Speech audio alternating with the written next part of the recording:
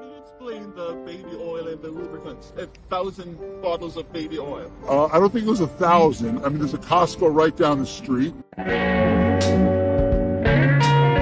Well guys, I figured it's probably about time, right? For the last week or so, one single man and his actions have been terrorizing the internet, and considering the fact that I sometimes talk about real things on this channel, I thought I should see what all the hubbub's about. Yeah, we're talking about Diddy. Now, if you don't know who Sean Diddy Combs is, go ahead and click off this video for me, okay? I'm sorry, I know normally I would try and do a recap, give you some context, but I mean, if you don't know who Diddy is at all, that's honestly kind of impressive, and you should just keep that as part of your personality rather than have it ruined by the things you're gonna hear today, okay? I'm looking out for you. But if you do know Diddy, then you're probably sick of hearing about him at this point. For the last few weeks especially, and really the last 3 or 4 months if you're considering the whole timeline here, I don't think there's been a single name I have heard more times over the last 10 days than Diddy. Now, if you know who Diddy is, but you somehow don't know why he's so relevant right now, well, there's a lot. And I'll go through the major stuff, I'll cover the big headlines, but I'm not going to be going through every single detail because at this point, I feel like it's kind of been done enough, right? Everybody and their mother, really the entire family, has been talking about this for the last week straight. There's only so much about baby oil and freak-offs that I could tell the average person that they're not already going to know about. So don't get me wrong, a lot of the focus of this video is going to be on what Diddy has done, but I do want to take part of this video to talk about some of the more recent developments, and more importantly to me, the way that the general population has reacted to all of this coming out. So if you were looking for a deep dive into the freak-offs, I sincerely apologize, but that's not what you're going to find here. But don't worry, I will talk about baby oil just for you.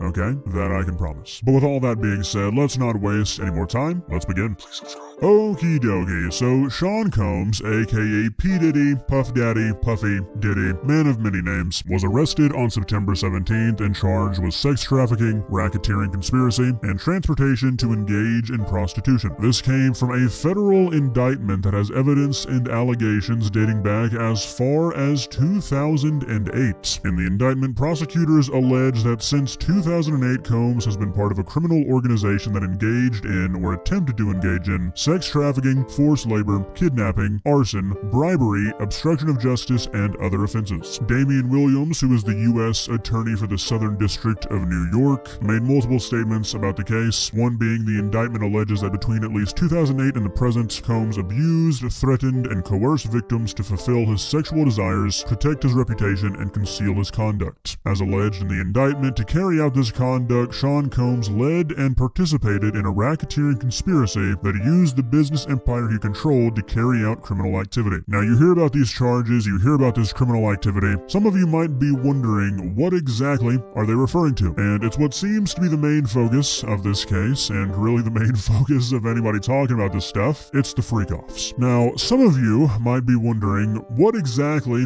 is a freak-off? We're going to get more into the dictionary definition here soon, but basically they are these sex parties that Diddy was holding, which by the way, that's allegedly the name he used for them, which it's not funny, but I mean, let's be real, it's kind of funny. That sounds like some stupid Gen Z shit. If you told me that term originated on TikTok, I would not question it at all. The fact that a 54-year-old man was referring to his sex parties as freak-offs, that's some pretty comedic shit, but I digress. Combs was allegedly referring to these incidents as freak-offs, according to the indictment. Prosecutors say that Combs directed these freak-offs and often recorded them and distributed controlled substances to the victims, which helped make them obedient and compliant. He used the embarrassing and sensitive recordings he made of the freak-offs as collateral against the victims. And the indictment alleges that he maintained control over the victims in several ways, including by giving them drugs, by giving and threatening to take away financial support or housing, by promising them career opportunities, by monitoring their whereabouts, and even by dictating their physical appearance. The victims didn't believe that they could refuse Combs without risking their security or facing more abuse. Prosecutors also accused Combs of carrying or brandishing guns to intimidate victims and threaten victims and witnesses. Upon raiding Diddy's home, they found firearms and ammunition, including 3 defaced AR-15s and a large capacity drum magazine. This article doesn't mention it, but they also seized various kinds of drugs, videos, and more than 1,000 bottles of baby oil and lubricant, which I find kind of strange because baby oil is a terrible lubricant. I know for some reason that's like a hot topic, but if you're using baby oil for lube, your shit's fucked up. If not, it will be eventually, but I mean, I guess that's not really what's important here. If Diddy is convicted convicted on all 3 charges, which at the moment seems largely dependent on who's willing to come forward, which given the size of this case and the nature of it, with what's at stake, I don't really know how likely it is that many people will. He could be facing a life sentence in prison. Now obviously there's more information than that, there's more nuance to everything, but I feel like what I've covered so far is enough to sort of give you the context you need to understand the why of the things we're talking about moving forward. Starting off with Diddy's lawyer. Mark Agnifilo, which is probably not how you pronounce it, has said some pretty interesting shit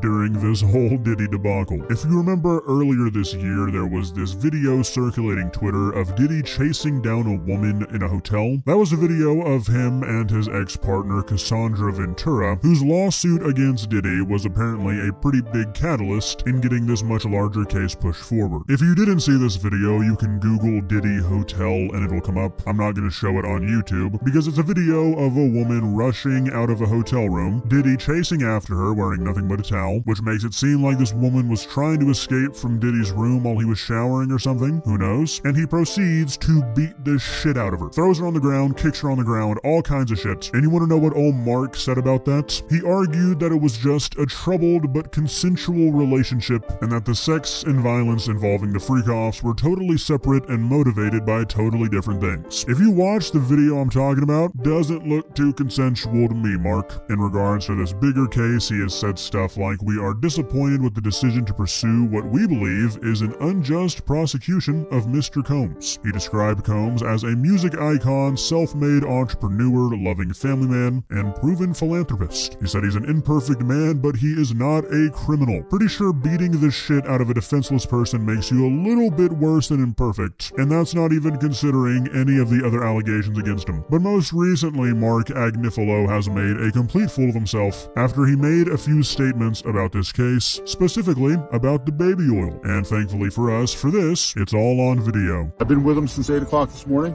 and it's about almost 3 o'clock now. He's just laser focused. He's engaged. He's helpful. He's confident. You know, we're going through our defense as we do every day, and his spirits are relatively good.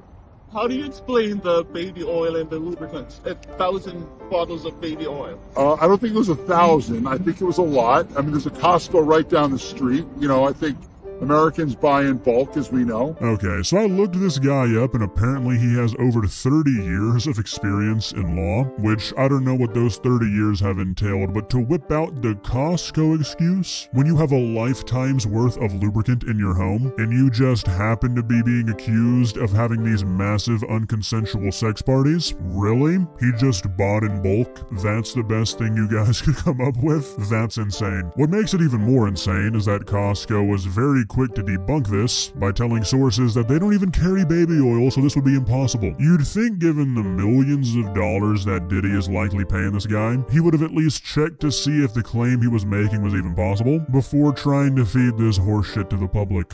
And you know, this is consensual adults doing what consensual adults do. You know, we can't get so puritanical in this country to think that somehow sex is a bad thing, because if it was, there'd be no more people. Ooh, a classic, dropping the "you guys are all just prudes" defense. Maybe I take back what I said earlier. I don't think anybody's gonna have to come forward for them to win this case. I think this guy's gonna win it for him. Now, quite possibly the only thing bigger than the case itself right now are the conspiracies that surround it. Twitter is full of them, and at this point there are so many circulating right now that fact checkers don't even have time to get to them all. So many fabricated things are being passed off as true, and that only takes away the focus from the actual case here. Like, we have this huge federal indictment claiming that this guy's been hosting these parties for 15 years, doing unspeakable shit, and for some reason that's like not enough for the average person. We have to try and ham it up more. Personally, I've just never really understood that, and that goes for any sort of case like this. You've got somebody who's been in the spotlight for the last 30 years, potentially going to prison for the rest of their life for some heinous shit, and people are still like, yeah, but that's really not enough for me. I need to make a Twitter post right now saying saying that Diddy has tunnels underneath his house. It's like, what? The amount of conspiracy theories I've seen in the last week has been insane. All this stuff about Usher and Pink deleting their tweets, every single person who's ever taken a picture with Diddy, or said anything about Diddy, or listened to a song by Diddy, they're all being called into question. It's just like, calm down. You've got a guy who's been an A-list celebrity for 30 years. Of course there's gonna be a lot of people involved who did absolutely nothing and had no idea anything was going on. Now, was it likely an open secret? Is it possible that many people knew exactly what was going on, but just didn't say anything because either they were involved or they had some other reason to keep quiet? Yeah,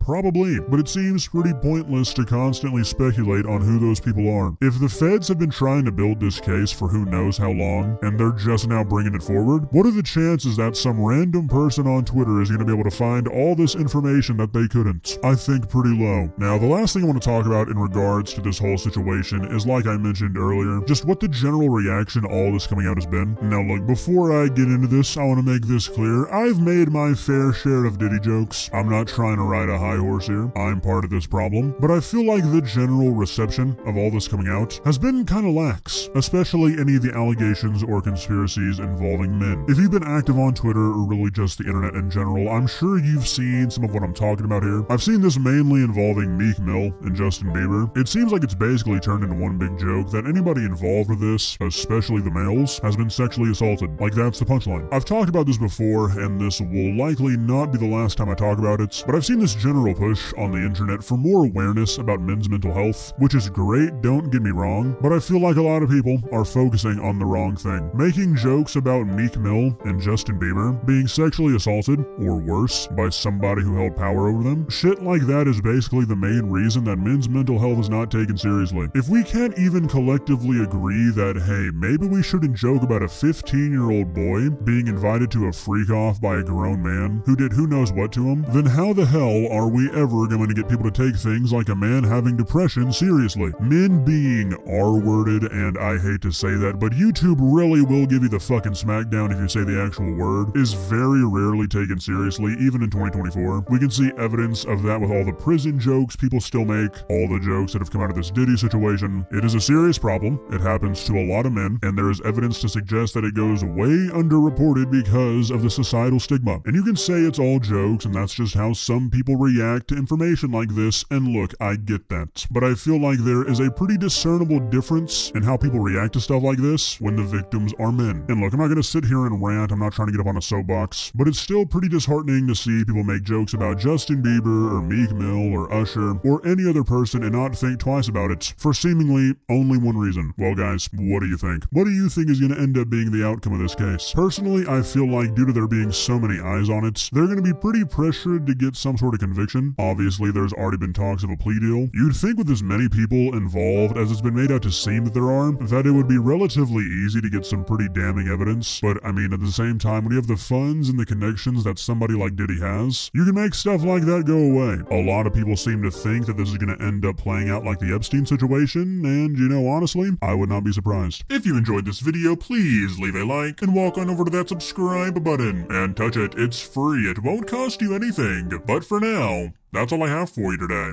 Bye.